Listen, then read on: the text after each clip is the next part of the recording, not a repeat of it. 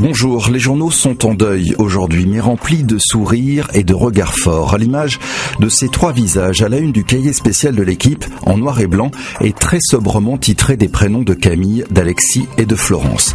Des destins brisés pour aujourd'hui en France, ceux des 8 Français sportifs et membres de l'équipe de tournage de l'émission qui ont trouvé la mort lors du crash des hélicoptères en Argentine. Mais avant le temps de l'enquête et de la polémique, la presse, comme Libération, souhaite encore s'accorder du temps pour l'émotion et le souvenir de ces champions hors normes. C'est le qualificatif qui revient le plus souvent quand on évoque la carrière et la personnalité de Florence Artaud. L'équipe, comme tant d'autres, a ouvert le grand livre des souvenirs de cette fiancée punk de l'Atlantique.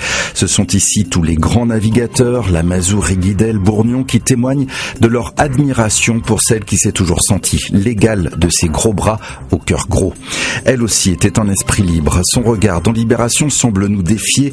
Camille Muffat avait l'or de la fugue. La championne olympique de natation avait arrêté la compétition pour montrer qu'elle était maîtresse de sa vie. C'était il y a moins d'1 an.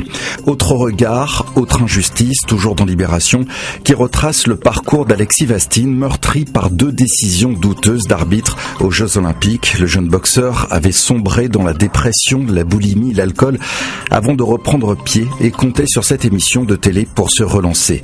Il venait aussi de perdre sa sœur dans un accident de la route il y a 2 mois.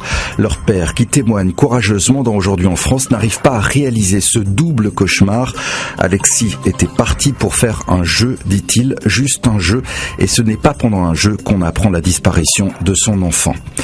Parmi les autres titres de l'actualité aujourd'hui, la présentation de la réforme du collège. Aujourd'hui en France a visité un établissement de Bordeaux où la ministre Najat Vallaud-Belkacem a puisé ses idées.